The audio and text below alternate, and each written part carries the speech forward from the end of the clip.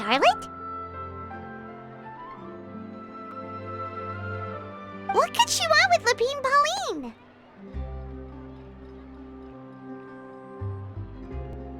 Pretty please with the cherry on top, Charlotte! Journalist extraordinaire! Please tell me you're joking! I read that a gang of criminals tricked the Gardamex by disguising themselves as blubber beasts. It's true, isn't it? It has to be! I've invested all my savings into graph adversarial technology and even taken out a sizable bank loan.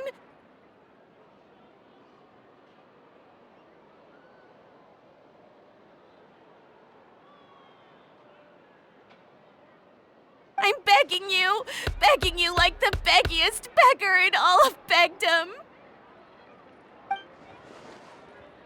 Okay. I need you to calm down a little, Miss Lapine Pauline. I admire your passion for your research, and I don't mean to dash your hopes for those, big-ticket orders. But I'm afraid I'm not joking. The Blubber Beast incident was a short story mailed to us by an anonymous amateur author, written in the style of a true story.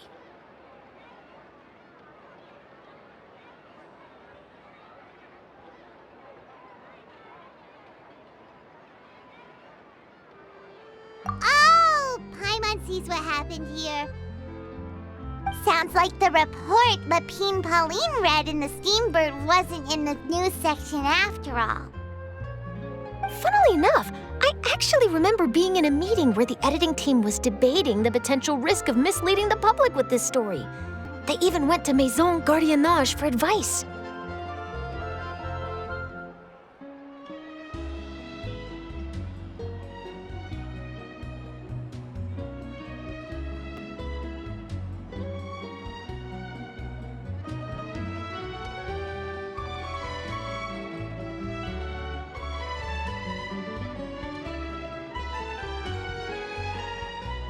But to our surprise, they fully supported us printing it.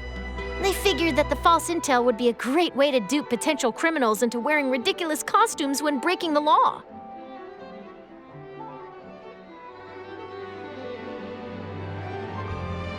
In truth, Gardamex are extremely sophisticated in their capabilities. They can identify criminals just as reliably as the best human guards, so a crude disguise isn't gonna get you far. If anything, it'll just make you stand out all the more.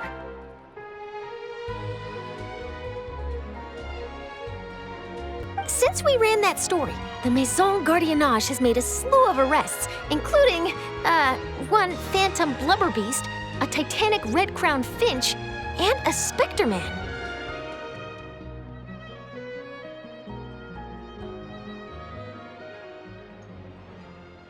So I knew this story had helped out law enforcement, but this is the first time I'm learning of an innocent citizen being deceived by it, and investing so much mora for nothing.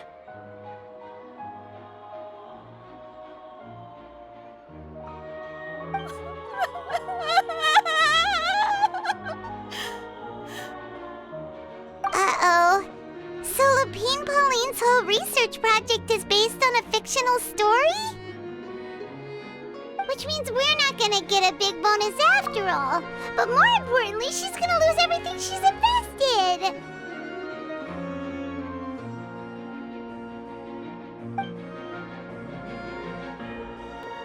Traveler! Paimon! You're back! I was in the area taking some photos for a story when I got to talking to Miss Lapine Pauline about her research. She told me about your collaboration. She was hoping I could write an article to spread awareness about image recognition technology. She even paid me for the article and gave me one of her prototype devices before I could get a word in. I unfortunately had to dash her hopes, and I'm afraid all your hard work was in vain too. She's desperately trying to find a way to rescue the project and get you the mora you're due. I've tried to let her down gently, but she's finding it all very hard to accept. This is a new situation for us, too. It's such a pity. It seems like the author was only trying to make the story interesting, and the Maison Gardiennage only had Fontaine's best interest in mind.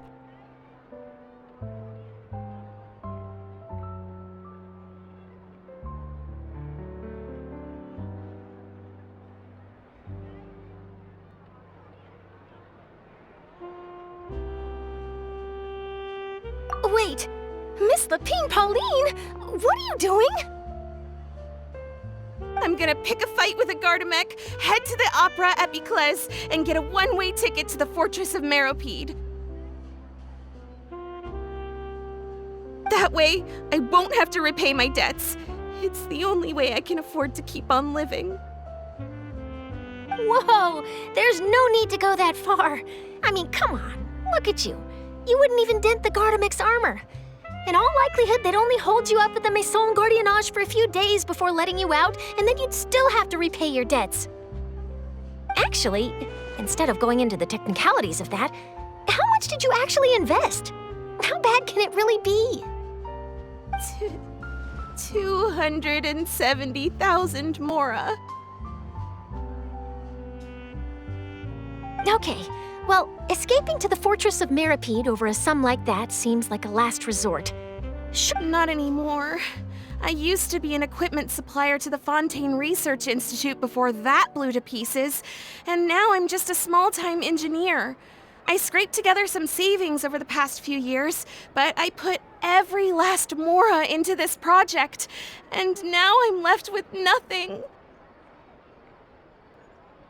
It's not just my savings that are gone. It's my whole future as a graph adversarial technology specialist and my dreams of becoming a billionaire one day.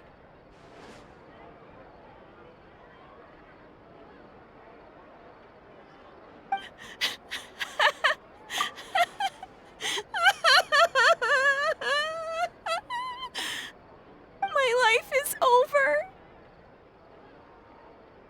Don't despair, Miss Lapine Pauline. I think I know a way for you to turn this around. This prototype you've given me, the camera lens for image recognition sample collection. It's really quite something. You said you designed it specifically for high-fidelity image capture and analysis, yes? The rapid focal length adjustment is a very useful function in its own right. It's sure to make many journalists' jobs much easier. In fact, I'd say it has the potential to revolutionize Fontaine's news media. So your research efforts thus far are by no means in vain. The technology you've developed may have many applications that you've never even considered.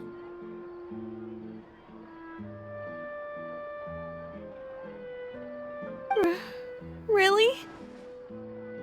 Absolutely. I've been working as a journalist for the Steambird for a long time now. No one understands the issues we journalists face on a day-to-day basis better than me. So keep calm, take heart, and start thinking about mass production. In the meantime, I'll show your invention to all my colleagues to drum up interest in your product.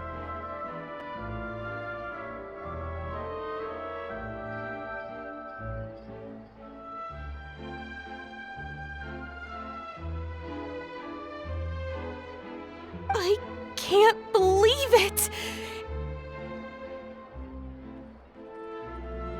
If this is true, then I can look into setting up a whole camera lens development pipeline. My big-ticket orders and billionaire aspirations are still in the cards.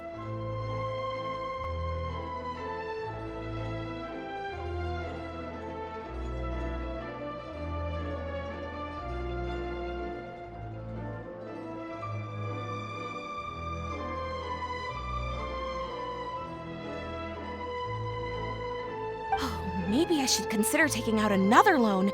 That way, I can rapidly improve the lens production process, be the first to market, and prepare to battle for dominance in the camera industry.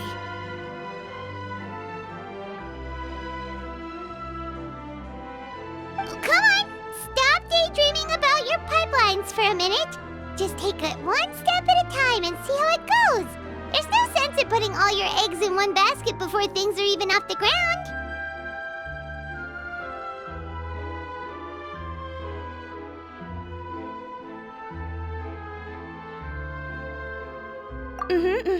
And I can probably speak to some people I know and license my image recognition device to a workshop to raise some funds. I can't believe I didn't think of this sooner.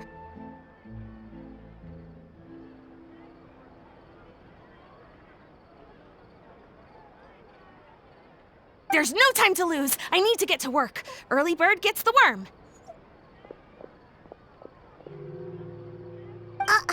Can you believe her? She just ran off. advice went in one ear and out the other. It's understandable.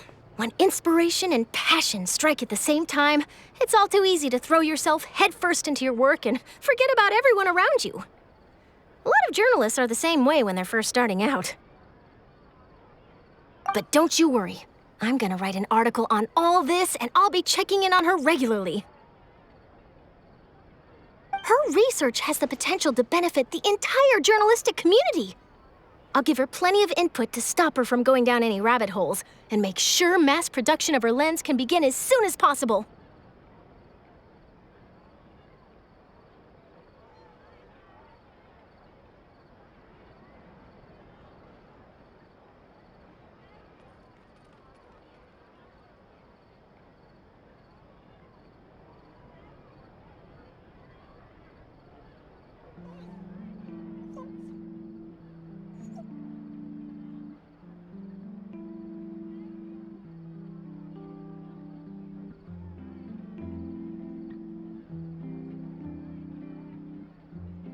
It's reassuring to know that you'll be looking out for her, Charlotte.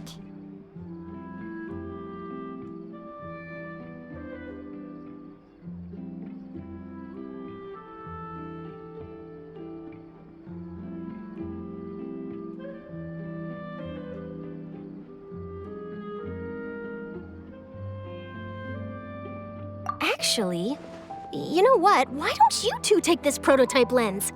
I'm sure you'll have plenty of chances to use it on your travels. It takes the right person to get the most out of a new technology. In your hands, it's sure to capture some amazing sights. Thanks a lot, Charlotte. No bonus, no biggie. This makes everything worth it.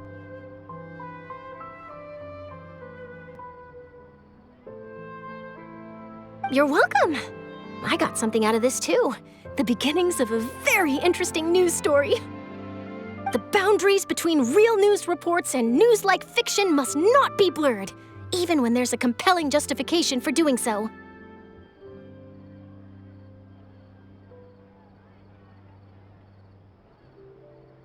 Yes, that's how I'll phrase it to the editors when I give them my feedback. Let's hope we don't mislead any more well-meaning citizens in the future.